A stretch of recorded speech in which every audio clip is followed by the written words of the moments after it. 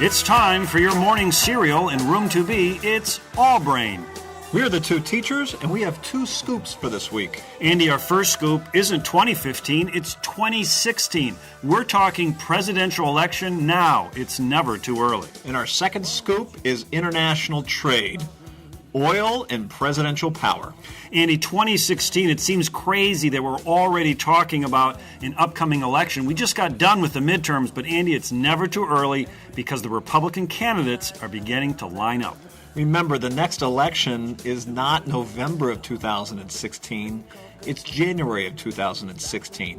That's when we start with the presidential nomination process in Iowa for the Iowa caucus, and then probably a couple weeks after that, the New Hampshire primary. Andy, we're going to talk a lot about this election in the coming days, but one thing we want to say right now, and it's a bit of a scoop, don't anticipate all those cattle shows like we saw in 2012. The Republican donors, and they're the ones controlling it this time, don't let the political party fool you.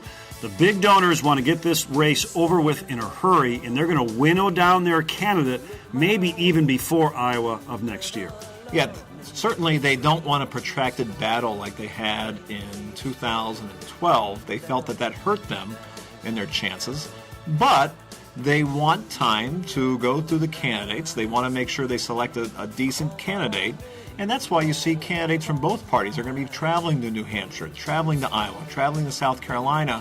And the nice thing about this process, even though it takes so long, Dan, the reality is they can practice their message on small audiences of real voters and grassroots party leaders, and it really is a process that develops a very strong candidacy for both parties. Andy, our second scoop has to do with trade, and this may sound a little bit dull to our breakfast audience, but Andy, this is going to be a grand bargain we're anticipating between this new Republican majority in Congress and a president who's been wielding this veto pen, but we're saying pretty soon here we're going to see an agreement made, and they're actually going to get something done early in the year. Well, certainly something that Obama has always talked about wanting, and certainly every president has wanted, is more power.